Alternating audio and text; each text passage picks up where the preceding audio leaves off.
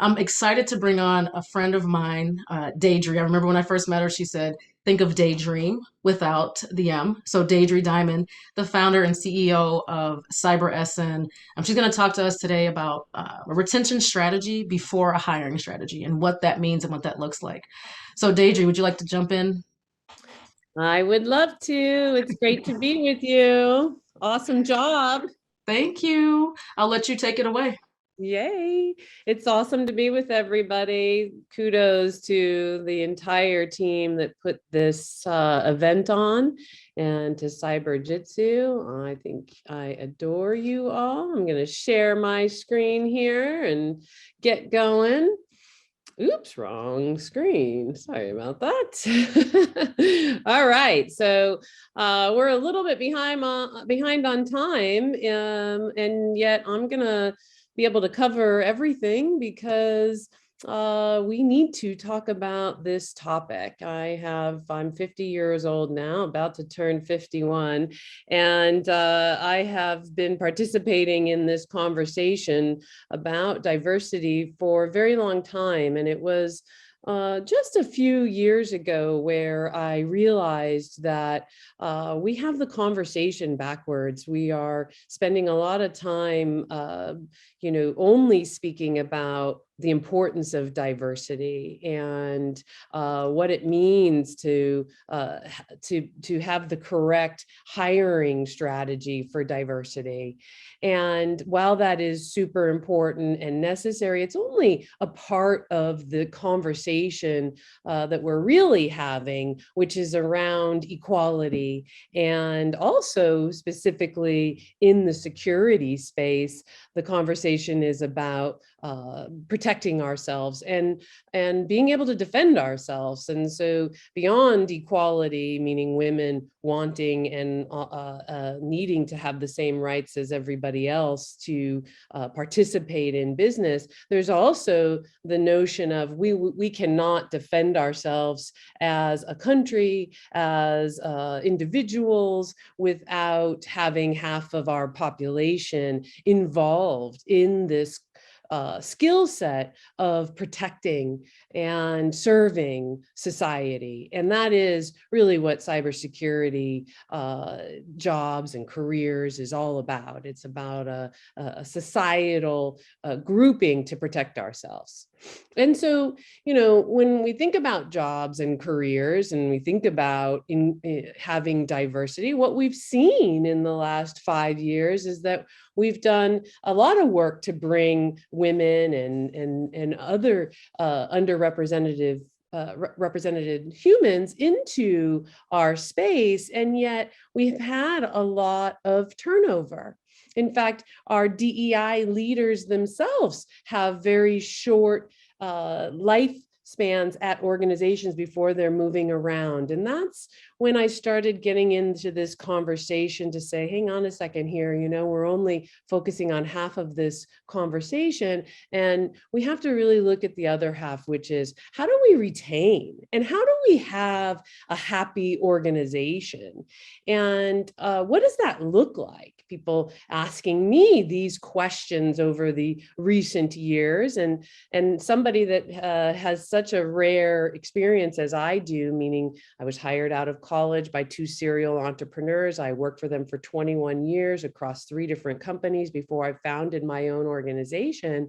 I can tell you that when I started thinking about this conversation, like, what was it? Why am I the 1% founding CEOs of a tech company? What was it in this culture that I was brought into and participated in that built a company that's public, now Rapid7, another company that's over $1 billion, Motion Recruitment? What was it that built those organizations, being that, I was deep in building them? And so what it really comes down to is emotional intelligence skills, everybody. And that's behavior. And behavior is something we don't really like to talk about at work. We don't have a whole lot of support to talk about it at work, and we sure as heck don't have a lot of training about it at work. And so I'm going to spend time today speaking to you all about how to EQ, emotional intelligence skills, show up as behavior, and what is the behavior guidelines and standards we need to have to retain diversity, but to also retain everybody. Because in the security space, we've got pretty low retention statistics. People are moving around every 12 to 18 months, particularly in the C-suite. It's about 18 months to 24 months, very short periods of time for the type of work and focus needed. And so if we've got people that aren't considered diverse professionals making a move in their employment pretty regularly, which usually means there's a lot of upset because, if you're a C-suite person looking for a job, it's a good year run because of our broken job system. Something else I spend a lot of time solving myself. However, it still exists. And so if that's happening for these professionals that are not diverse, considered to be diversity, then imagine what it's like for somebody who is considered that diversity professional to work in an environment that doesn't have behavioral guidelines, that isn't in the conversation of behavior and is only in the conversation of diversity. And so I bring that to you today to say, let's put our thinking hats on, let's participate in this conversation. Let's get that we won't get it right every time, but we need to get it right a lot. And so when we do get it right, it's because we're thinking about our emotional intelligence skills. And the beautiful thing about EQ is that you can develop these skills for a lifetime, meaning unlike our IQ skill set, EQ skills can keep growing. Our IQ is when your brains are fully developed, that's where your IQ lands. Whereas EQ, we can continue to grow.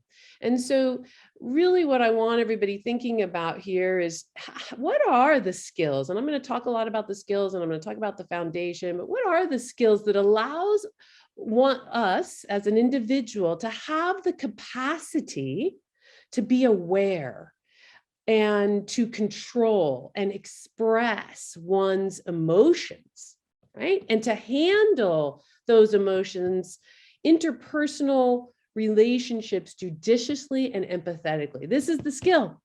Now it's got sub-skills, and we're going to get into them. And just like our hard skills, we have to practice this craft. And we have to keep our minds conscious, right? Our minds are a program. And the conscious mind can only be woken through the desire for change and learning. And so when we think about our cultures, I think about managers.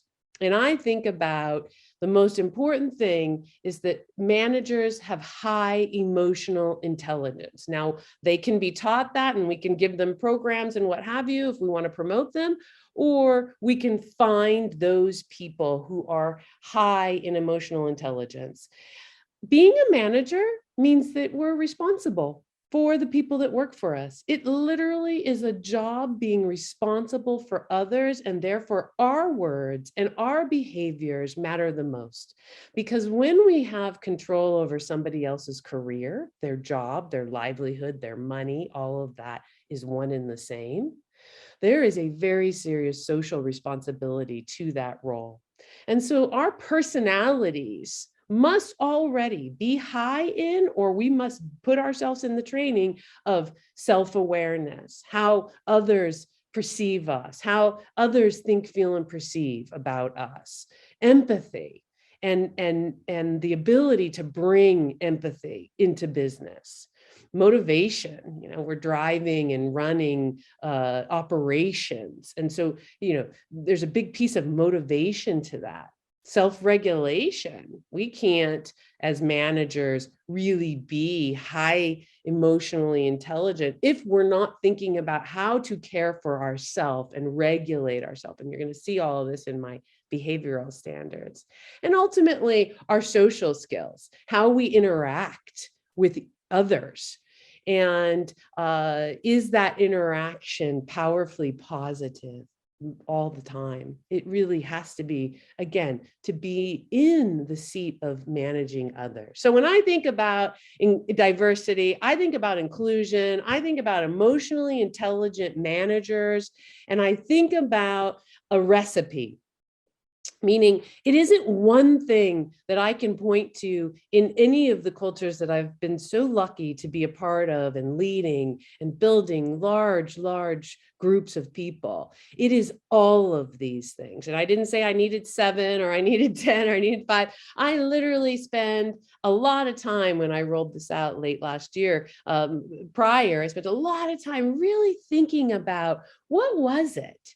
And while some of these words on my screen here may seem rudimentary or obvious, I can tell you that they're not. And I can tell you that they're not because I see cybersecurity jobs at scale. I see what's happening out in the marketplace in general as it pertains to careers. And people leave and are leaving because these things aren't in organizations at scale. And so I'm going to dive into each one of these and give you some good examples of what I mean for this. And yet, as you can see here with these 7 points, some of them, seem sort of simple, and some of them seem like, wow, there's a model behind it. And I'll tell you that they're all complex because just positivity. I did a talk last week and I asked everybody in the room to raise their hands if they worked in an environment where people smiled all the time, where smiling was a part of meetings and in general, as a majority, are people smiling? And nobody raised their hand. And I can tell you, it really saddened me. And it really reminded me just even, that moment, just how, sad it is that that's the case. And I really said to everybody, we must be leaders, whether we're in a management seat or not. And the only way to do that is to bring this conversation to the table. So for instance, when I was first hired out of college, I'm so lucky because I was told that I'm being paid partially to be positive, to come in every day with a positive attitude and to bring a positive attitude to every situation so that I could be a solutions provider, so that I could look at something and say, the glass is half full versus half empty. Now that carried with me through my reviews and my promotions. And then of course, as I became a manager, I find that to be number 1 on the list. And it's a part of reviews. It's a part of how one is measured. And so I say to you, is positive attitude a part of your reviews? Is it in your review cycle as something that's important? And if it's not, speak to your organization. Have this be one of your company's value propositions, is that there's a positive attitude. This is a skill. It is absolutely something that requires our conscious mind to achieve. And yet it is absolutely the number 1 thing that makes or breaks a team. When I was first promoted into being a manager, I was told, are you ready to turn on and off the lights? And I thought, gosh, what is she talking about? I've been first in and first out since I started a couple of years ago. What's she talking about? It was only a year later that she and I had this conversation where I got some clarity. And what she was speaking to was that as managers, we have the ability to turn people on and turn them off, turn their personalities on or turn their personalities off. And that it is a choice and that it is required of me to turn people on. And I'm, again, so thankful that I got that conversation in my early 20s. And so I say to you all, let's own that. All right, self-care. Another one where, people aren't usually expecting it. They're expecting the things that you see later on these slides, like, training for everybody and win-win communication. But the reality is again, somebody who's 50, about to turn 51, I ended up in my late 20s recognizing that I was not caring for myself, and my health was getting in my way as my ability to perform and show up and lead and lead from the front, which requires a lot of energy. And it was at that moment where I said, no way, Jose, I'm not moving, I'm not losing this opportunity because of my health. And I made significant changes in my health and adopted practices that today are still with me. And also, this is something that's a part of our culture, my culture, our cultures, which is to say, you can't care for others if we don't care for ourselves. And so what's your plan? How are you going to manage your time such that you're able to care for yourself? Because when we care for ourselves, that means we feel good. When we feel good, well, it's easier to be positive. It's easier to be empathetic. It's easier to care for others. And we must make it easy, because if it's not, then we can't really accomplish it. It's very difficult to feel poorly and care for others. And so I say to you all, as we're in this era of teamwork, everything is teamwork. Gone are the days of silo. We must think about our self-care program, and we must have a program, one that we manage and that we take very seriously. Again, in order to manage or care for others, we must care for ourselves first. Kindness only is is something that I wish I never had to say. And yet I find that we still, as a society, have a large amount of harassment and bullying and abuse, or negative attitudes in our organizations. And we don't have a way to deal with those behaviors. Our human resources departments are set up to protect the organization and the CEO. And that's about all we've got. And so, as somebody who's been in this conversation for a long time, I get the phone calls and I hear the stories, and they still do exist. And so we have to take a stance as individuals and as groups of people to say there's just no tolerance for it. And we have to be willing to allow the conversation of it happened and dealing with it without sweeping it under the carpet. And I know that that is so much easier said than done. And yet the power is in all of our abilities to stand up for others and ourselves.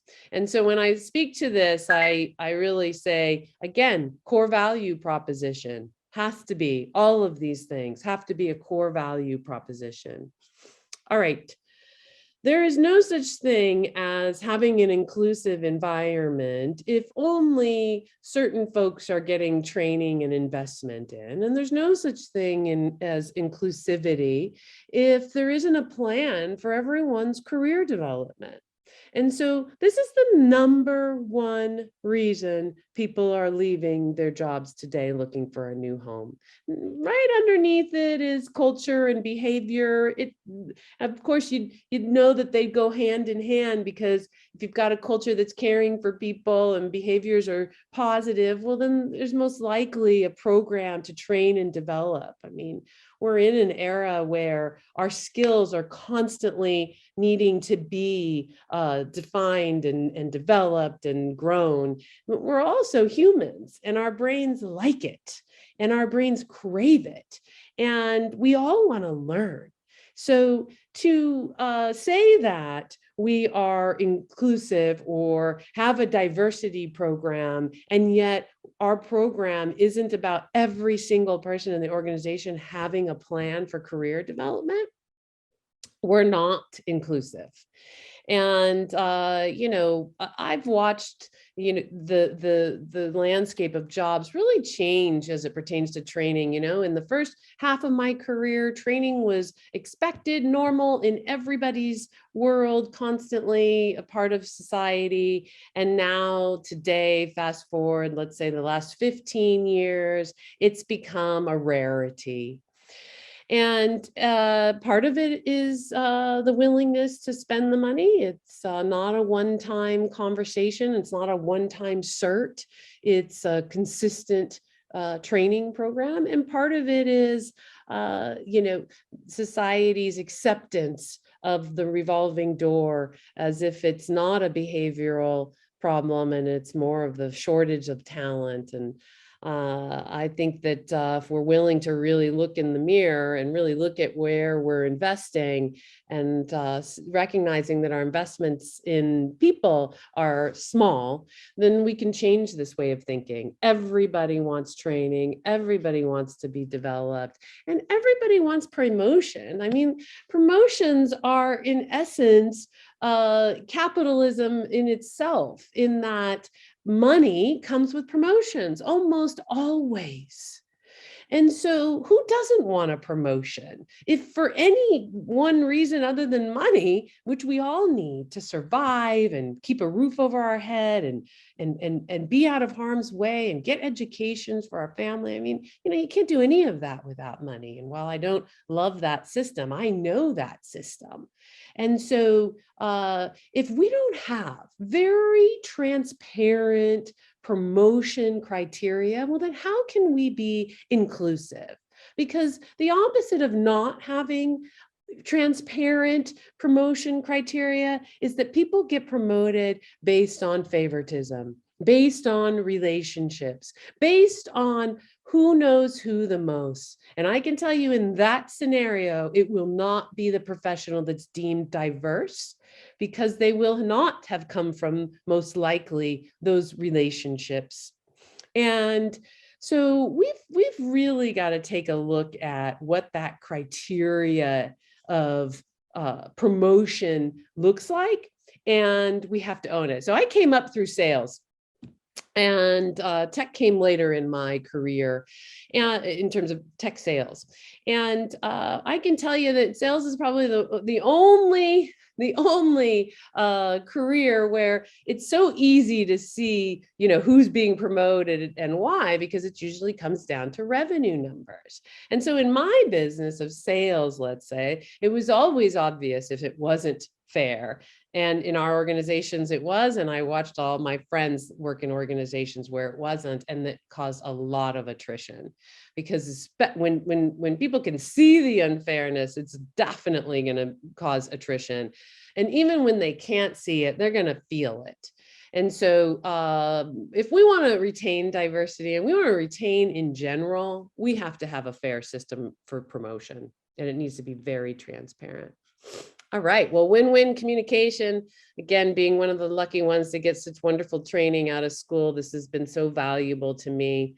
I was trained very young in business to understand that there's a way to communicate where even if an individual or a group of individuals isn't going to get exactly what they want in any given situation, that they're still coming out of that meeting or that situation or that conversation in a positive zone, meaning where they feel as if they were heard and understood, and that the decision that was made is honorable and has integrity and is not what they came to get, and yet they get why it needs to be that angle. And that's a skill. And it's a skill that means that before you go into any meeting or any conversation or any team decision making, that you as an individual is really taking the time to understand the psyche of the people in the room. Everything from how do they make money, because we all know that money is tied to our emotions heavily. And if we're going to really help somebody make solutions happen that are powerful and good for the whole, where then we must be able to show that. And so win-win communication says that I understand you so much that I'm able to craft my solution in my words that bring you along with me and don't leave you out as if you're not a part of the solution. And so that really requires a skill set of communication of words that is significant and requires practice and training. And yet it starts with conscious thinking of, let me think about, before I go into this meeting, what motivates this person? How do they get compensated? What are they thinking and feeling about this topic most likely? And then let's fill in the blanks if we don't know. If we're guessing, we should ask. Longer conversation, but win-win communication is huge. All right, roles and responsibilities clearly defined. Again, we're going, some things feel a little bit more emotional than others, and yet they really all tie into it in that, who wants to work somewhere where their role, their responsibility isn't clearly defined. I used an example of, our platform jobs just because that's the essence of them here, which is all roles clearly defined so that we know who we're hiring, so that a job seeker can self-identify and not be wondering about whether they should respond to a job. So that's why I grabbed this. But the concept is that when roles are clearly defined, people can self-manage at a greater capacity and find more joy and reward and win-win communication with their teammates around the org, because when everybody's role and responsibility is clearly defined, then everybody can actually interact at a greater capacity.